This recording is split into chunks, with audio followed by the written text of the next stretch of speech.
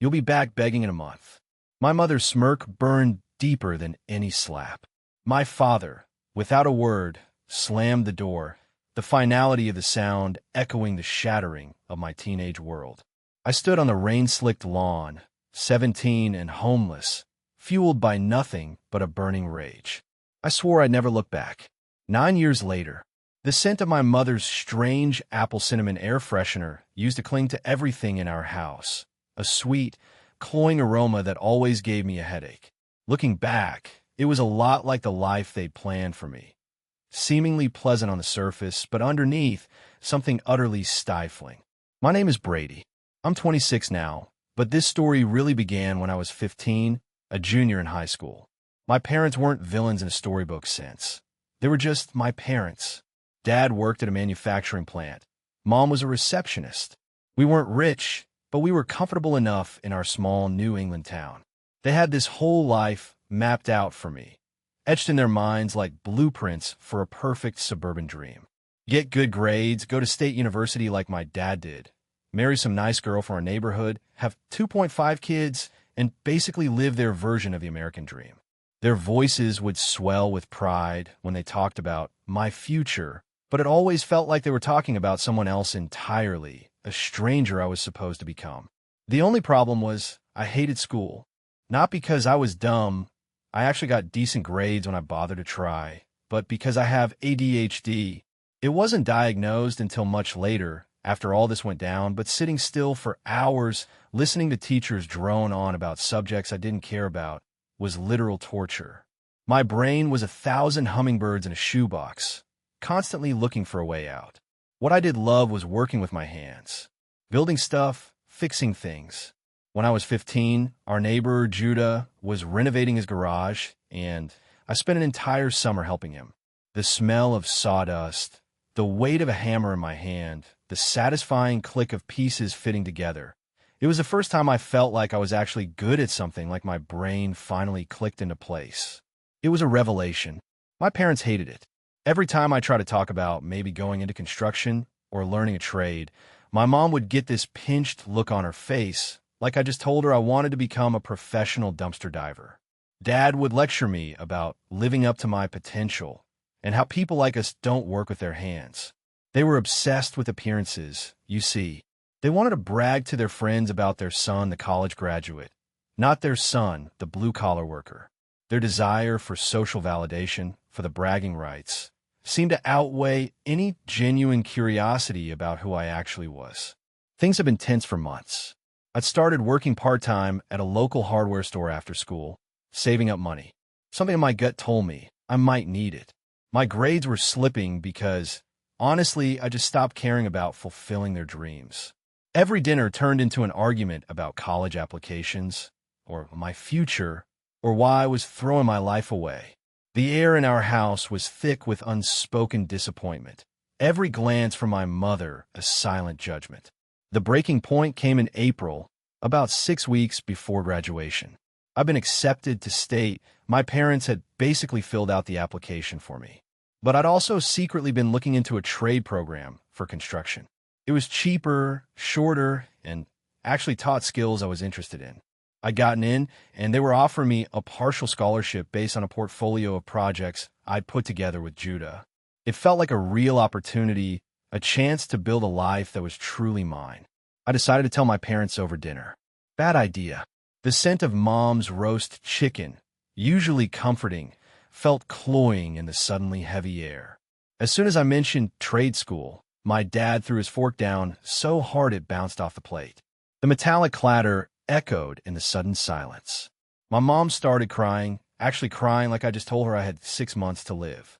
Her tears weren't for my future, but for the shattered illusion of their perfect son, the one who would validate their sacrifices. What followed was the worst fight we'd ever had. My dad called me ungrateful, said I was spitting in the face of all their sacrifices. My mom kept saying she was disappointed and couldn't understand where they went wrong with me. When I tried to explain why I was excited about the program, my dad cut me off. He said something I'll never forget, words that etched themselves in my memory like acid. No son of mine is going to waste his life like that. If you're too stupid to see the opportunity you're throwing away, then maybe you're not the son we thought you were. Something inside me snapped. The years of trying to be what they wanted, the invisible weight of their expectations, it all coalesced into a raw, burning anger. I lost it. I told them I was sick of living my life to fulfill their dreams, that I was almost an adult and could make my own choices, that they never actually listened to what I wanted. We were all yelling at that point. It got ugly, really ugly. I said some things I'm not proud of. They said worse. Finally, my dad, his face red with fury, pointed at the door. If you're not going to follow our rules and our plan, you could get out of our house. I think he expected me to back down, to crumble. But I didn't. I went upstairs, grabbed the emergency bag I'd already packed, told you I had a feeling, and stuffed in as many clothes as I could fit. I grabbed my laptop, the cash I'd been saving, about $1,200, and my important documents, birth certificate, social security card. Thank God for my paranoia. When I came downstairs with my bags, my parents looked shocked, like they couldn't believe I was actually leaving. My mom started in with, "You're making a huge mistake. You think you know everything at 17? My dad just stood by the door, arms crossed, a brick wall. As I walked out, my mom called after me, her voice dripping with venomous certainty. "You'll be back begging in a month. You have no idea how hard the real world is." She had this smirk on her face, a look of absolute triumph that just broke something inside me. My dad didn't even look at me. He just slammed the door as soon as I was out. The finality of the sound echoed the shattering of my teenage world. I stood on our front lawn for a minute, just kind of numb. It was starting to rain, which felt appropriate. The cold drops mingled with something hot in my eyes. I remember thinking, well, this is some movie-level dramatic shit happening right now. Then, I pulled out my phone and called my friend Corey, whose parents were actually decent humans. Those first few days were a blur. Corey's parents, bless them, let me crash on their couch. But I knew it couldn't be permanent. I was still in school, trying to graduate while figuring out where I was going to live, how I was going to eat, and basically how to be an adult overnight. I couldn't focus on anything.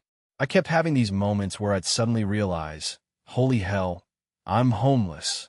I'd have panic attacks in the bathroom at school, my chest tightening until I felt like I couldn't breathe. But one thing kept me going, pure, stubborn anger. No way in hell was I going to prove my parents right by crawling back. Corey's mom helped me apply for emergency aid since I was technically an unaccompanied minor. The guidance counselor at school, Ms. Ramirez, one of the few adults who'd ever actually listened to me, helped me figure out what I needed to do to legally emancipate myself. I got more hours at the hardware store and picked up a second job washing dishes at a local diner. The hardest part wasn't even the practical stuff. It was the emotional toll. Seeing other kids with their normal families, hearing classmates complain about dumb arguments with their parents who still loved them at the end of the day. Realizing that what my parents had done wasn't normal. That most parents don't kick their kid out for wanting to go to trade school instead of college. That the way they'd always made their love feel conditional, contingent on me following their exact plan, wasn't how it was supposed to be. This realization was a quiet, insidious pain, a deepening wound. About 3 weeks after I left, my mom texted me. Not to apologize or ask if I was okay.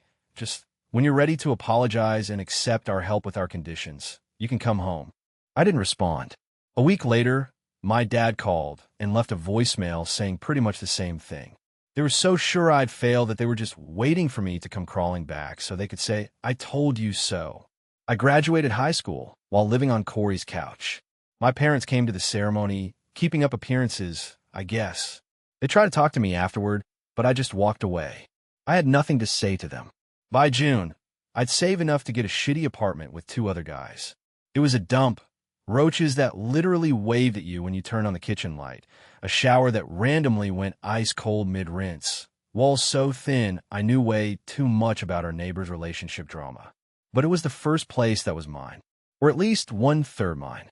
No one could kick me out as long as I paid rent.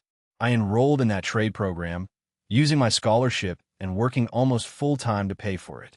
It was exhausting, but every time I wanted to give up, I'd remember my mom's smirk and my dad's slammed door, and I'd find the energy to keep going. That first year on my own was the hardest thing I've ever done. I was lonely, scared, and constantly exhausted. There were nights I cried myself to sleep because I missed having a family, even my messed up one. There were mornings I woke up and couldn't find the energy to get out of bed. But I did every single time. And you know what? I never went back begging. Not after a month. Not ever. The first few months on my own were a low-key nightmare, not gonna lie. After crashing at Corey's place for those initial weeks, I managed to find that absolute dump of an apartment.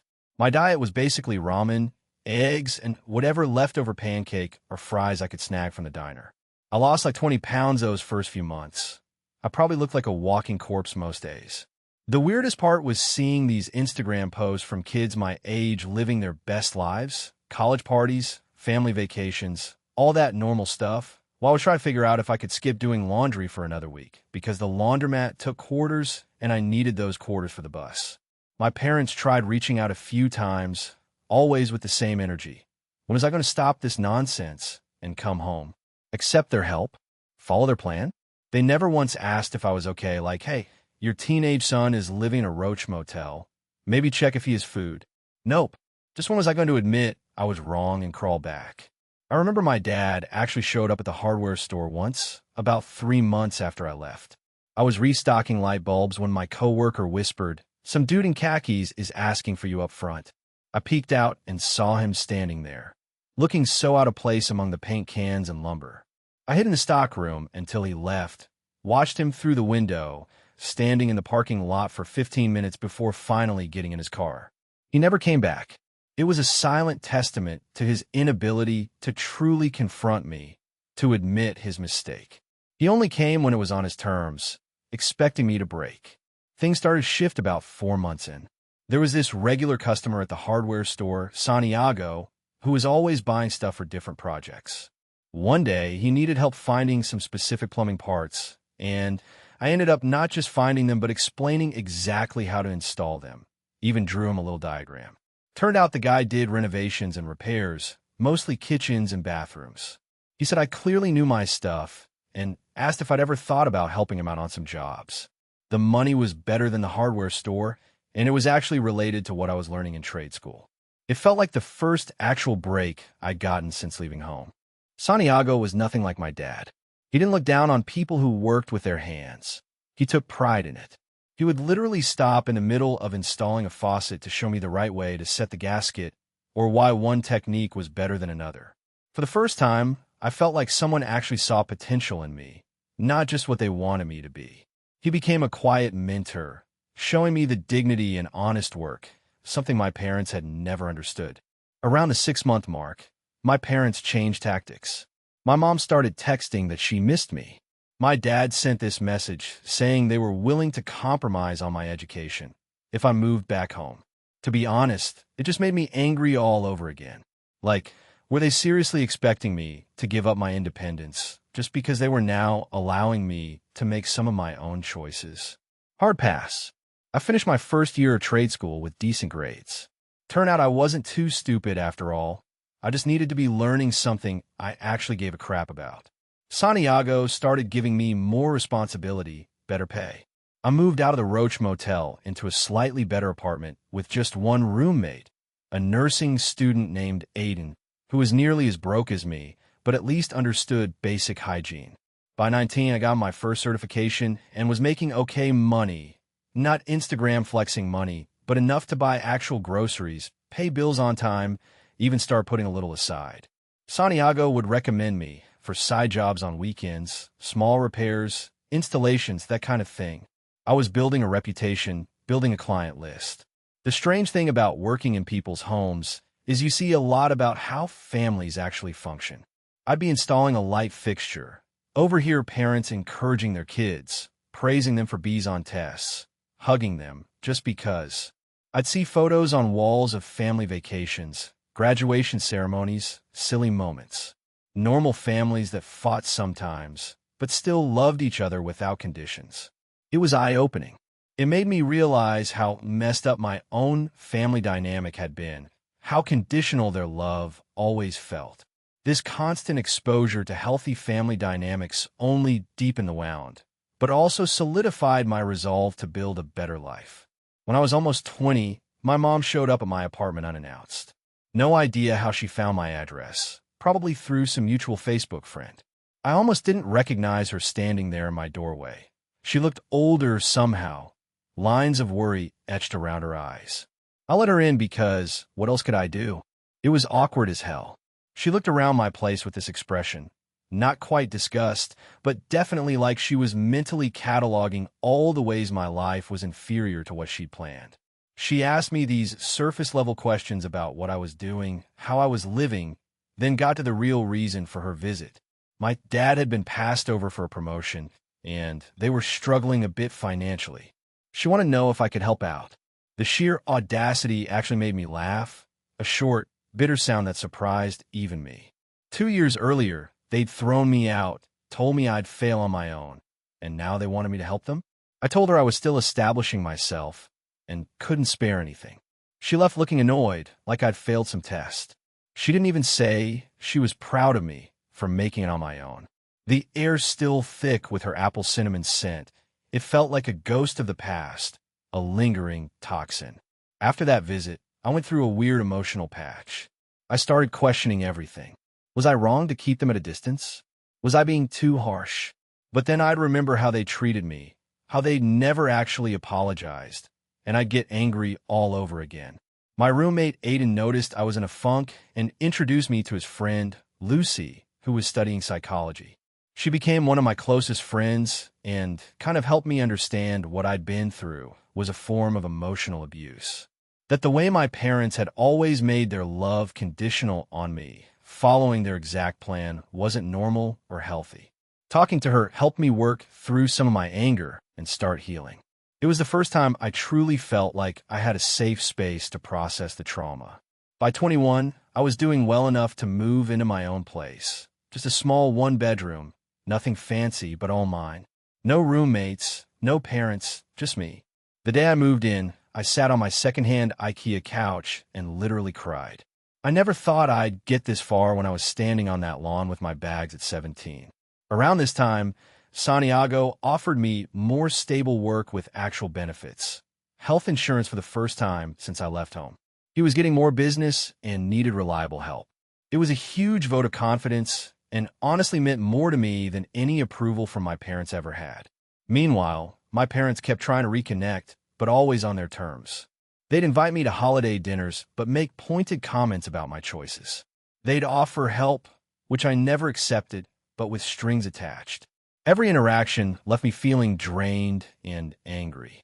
Eventually, I started limiting contact to occasional texts and maybe one visit a year. What they never seemed to understand was that I was actually building a decent life. It didn't look anything like what they'd planned for me, but it was good. I had work I enjoyed that paid the bills. I had friends who accepted me for who I was.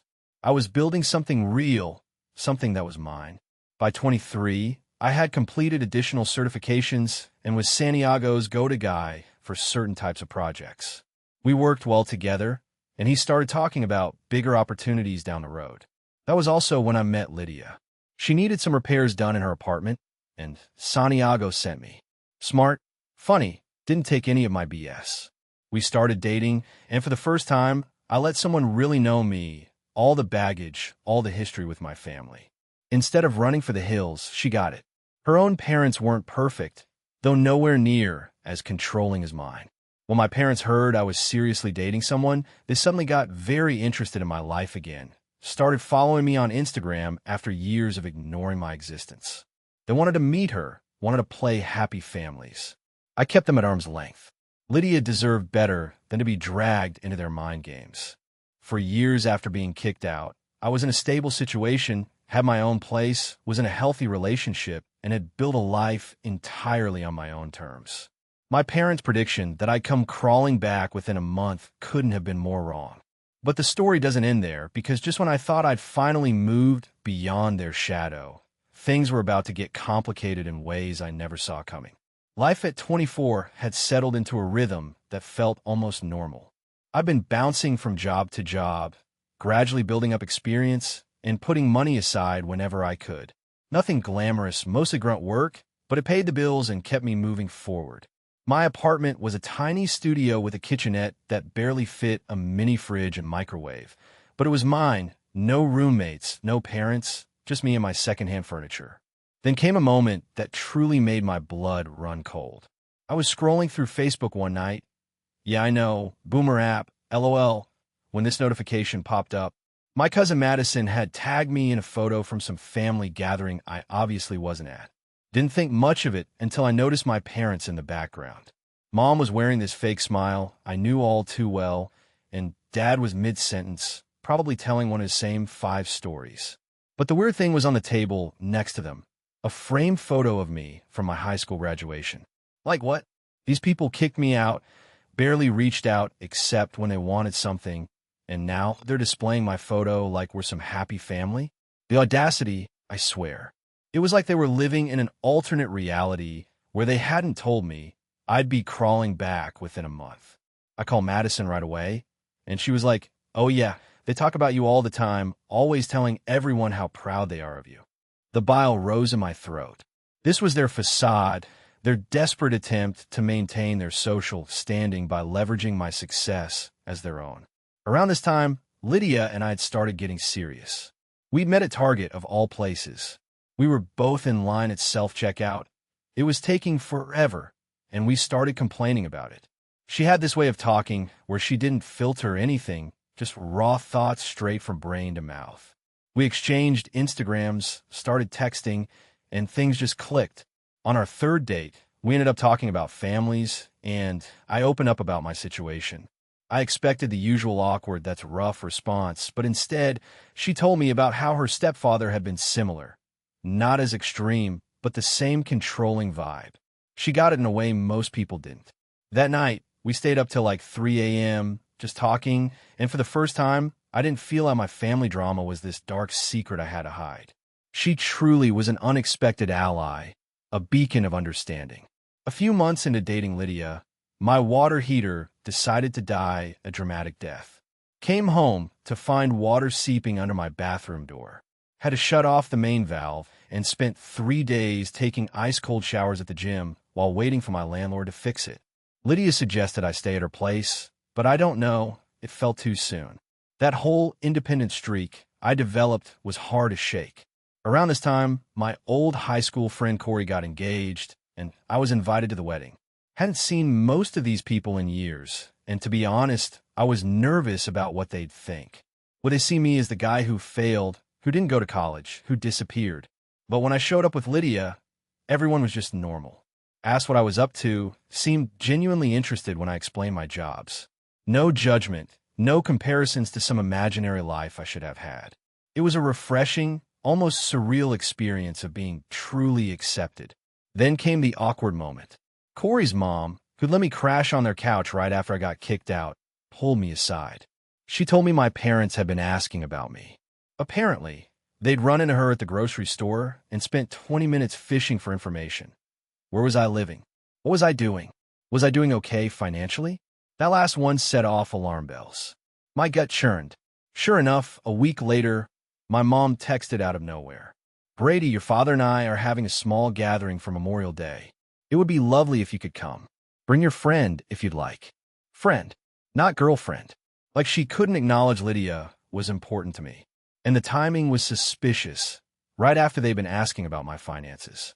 I showed Lydia the text, and she just raised an eyebrow and said, "So, they want something." I decided to go, partly out of curiosity, partly still seeking some closure I hadn't found. Lydia came with me for moral support, even though she was like, "This has disaster written all over it, LOL." Walking into that house was surreal as hell. Everything looked exactly the same. Same furniture, same photos on the walls. Now, including that graduation pic. Same smell of my mom's weird apple cinnamon air freshener that always gave me a headache. But I felt like a visitor, not someone coming home. This small gathering was basically just my parents, my aunt and uncle, and my dad's work friend, Judah, and his wife. Everyone acted super normal, like I was just a son who'd been away at school or something. The entire time, I kept waiting for the other shoe to drop. It finally came after dinner. My dad pulled me into his study, that sacred space I'd never been allowed to enter as a kid without permission.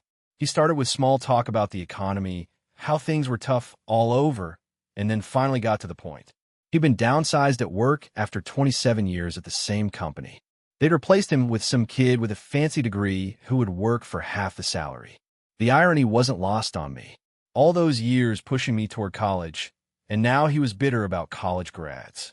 He didn't outright ask for money, but kept hinting at their temporary difficulties and how families should support each other in hard times.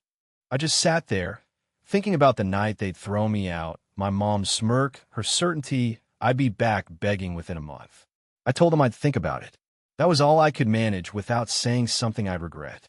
Lydia and I left soon after, and in the car she just looked at me and said, "Well, that was the most passive-aggressive dinner I've ever survived."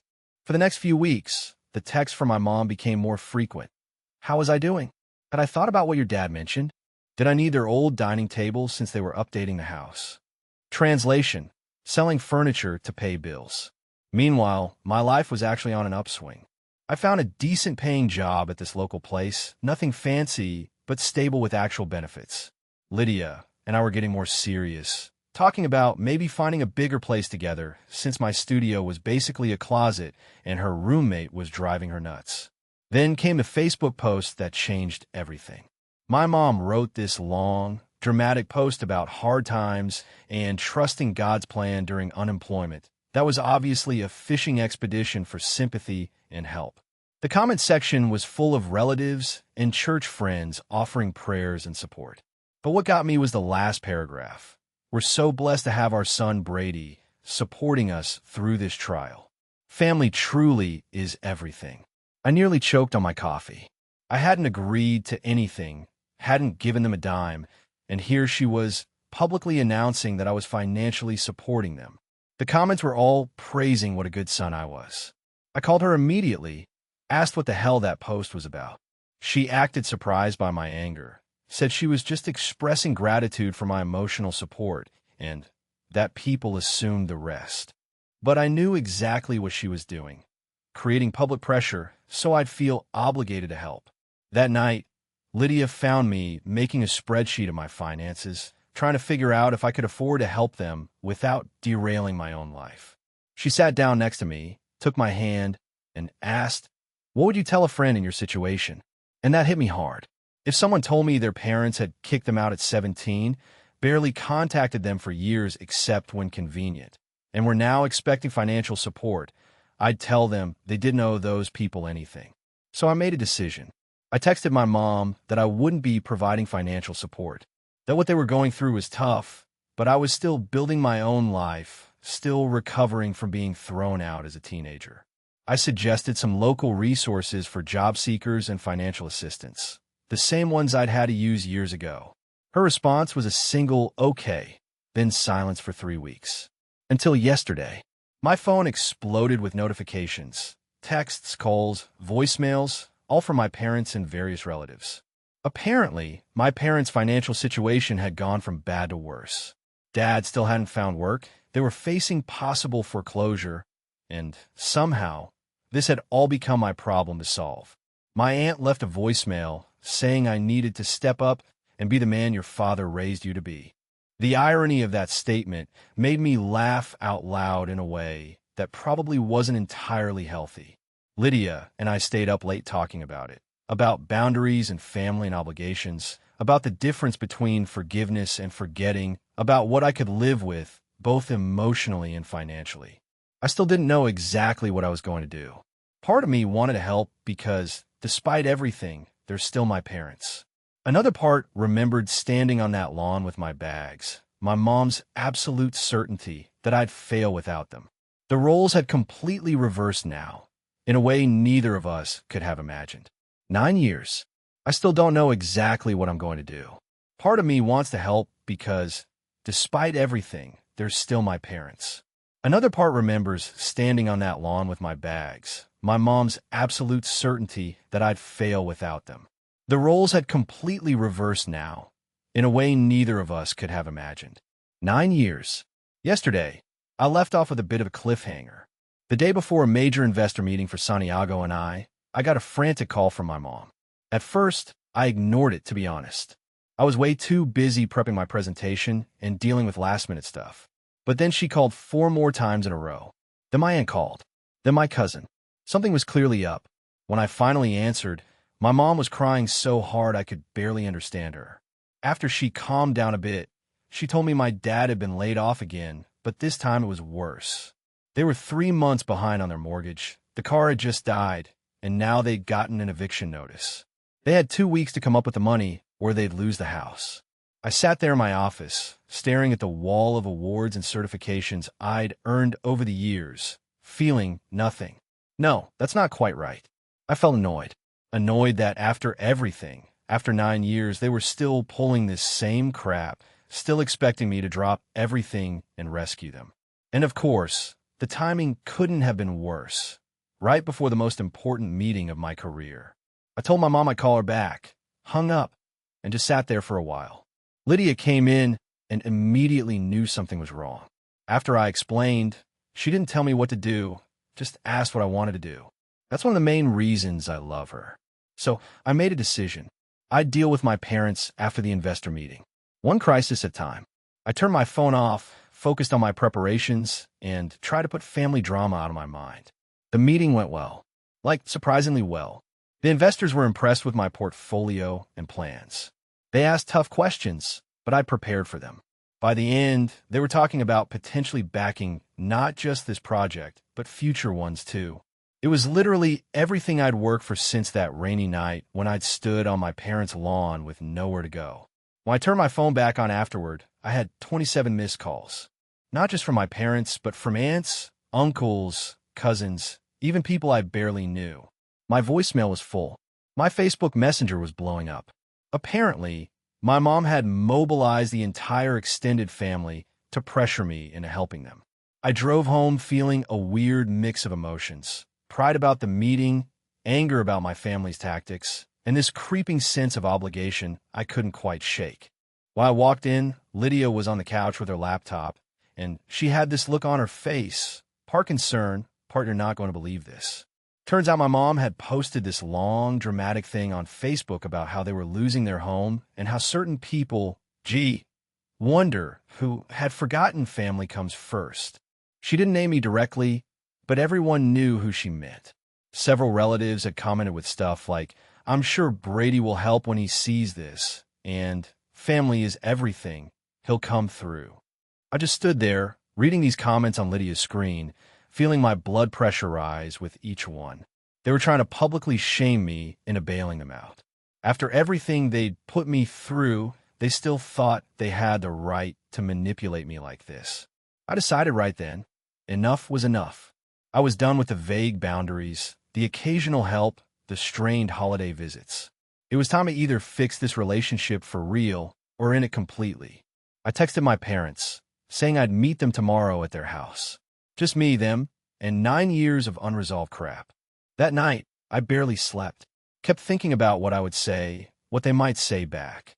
Lydia held me and reminded me that whatever happened, we had built a good life together. That no matter what went down with my parents, I had a family now, our friends, the people who'd actually been there. I drove to their house the next morning feeling calmer than I expected. Their neighborhood hadn't changed much since I was a kid, but their house looked smaller, shabbier. The paint was peeling, the lawn needed mowing, the flower beds my mom used to obsess over were full of weeds. It was like seeing the physical manifestation of their decline, a house that mirrored their internal decay. My dad answered the door. He'd aged so much in the past few years. Thinner, grayer, shoulders permanently stooped like he was carrying something heavy. He didn't say anything, just nodded and stepped aside to let me in. The inside was worse. Cluttered, dusty, with that slight smell houses get when basic maintenance starts slipping. My mom was sitting at the kitchen table, eyes red from crying. When she saw me, she started with the whole, "Thank God you're here. We knew you'd help," routine, not even waiting to hear what I had to say. I cut her off. "Mom, Dad, sit down. For once, I'm going to talk, and you're going to listen." My voice was steady, calm, something I hadn't expected. I laid it all out. How they'd thrown me out over wanting a different future than they'd planned. How they predicted I'd come crawling back within a month. How for years they'd only contacted me when they needed something. How they'd never once genuinely apologized or acknowledged how wrong they'd been. My dad tried to interrupt with the usual excuses. We were doing what we thought was best. You're being disrespectful. We gave you everything growing up. I just held up my hand and kept going. I told them about those first few months after they kicked me out, sleeping on couches, working multiple jobs, crying myself to sleep from exhaustion and loneliness. How I'd had to figure out basic adult stuff on my own because they decided their conditional love was more important than their actual child. My mom started crying again, saying they'd made mistakes, but they were still my parents and family had to stick together. That's when I really lost it, my voice rising slightly, though still controlled. Where was this family sticks together attitude when I was 17 and homeless, Mom? Where's it when I was working 2 jobs just to eat? You only seem to remember we're family when you need my help, not when I needed yours. The conversation went around in circles for a while. They'd apologize vaguely, then immediately follow it with justification. They were trying to manipulate me again. But this time, I had a weapon they didn't. The truth and my own unwavering self-worth. And speaking of family, I continued, my voice deliberately even, I also know about the will. My mother's eyes widened, her crying abruptly stopping. My father stiffened. The air in the room became even colder, thick with unsaid things. What about the will? My dad asked, his voice tight. You changed it, didn't you? I said, looking from one to the other. After I left. Took me completely out. Didn't you? You decided your disappointment in my choices was more important than your own son's future, so you disinherited me. It wasn't just about kicking me out. It was about ensuring I had nothing if I failed. I'd learned this from Judah, who had inadvertently overheard my dad talking about it years ago, assuming I'd never know. He told me sheepishly after my mom's desperate Facebook post. They had no answer. Their faces were ashen, the carefully constructed facade finally shattering. The silence that followed was deafening, broken only by my mom's ragged breath. This was it, the ultimate proof that their love was always conditional, always about control and appearances, even when it came to their own legacy. It was the moment they ran out of excuses. So, I continued, my voice steady. I'm here. I'm willing to help, but it's going to be on my terms. And my terms are non-negotiable. I laid out my conditions. First, no more public shaming, no more Facebook posts leveraging me for sympathy. Second, they would seek professional counseling together, not just to fix their finances, but to understand their toxic patterns and the damage they'd inflicted. Third, I would provide one lump sum to cover their mortgage arrears and keep them in the house for now, but it was a one-time thing. I would also help them connect with job search resources and financial planners, the exact same resources I'd used years ago. They would have to take proactive steps to help themselves. My support would be a lifeline, not a bottomless well. And if they failed to meet these conditions, if they tried to manipulate me again, then this conversation would be the last. I wouldn't cut them off entirely, but our relationship would be purely transactional, devoid of any emotional connection. My parents looked at each other, defeated. There was no defiance left in them, only the cold, hard reality of their situation. My mom nodded slowly, tears still streaming down her face, but this time, they seemed real. My dad, after a long moment, simply nodded. He didn't apologize, not truly, but in that moment his silence felt like the closest thing to an admission of defeat I would ever get from him. I left their house that day feeling something I hadn't felt in years, a quiet, profound sense of peace. I hadn't saved them, not entirely, but I had drawn a clear line, stood up for myself, and given them a chance to help themselves on terms that honored my own journey. My parents did seek counseling, at least for a while. They took the lump sum.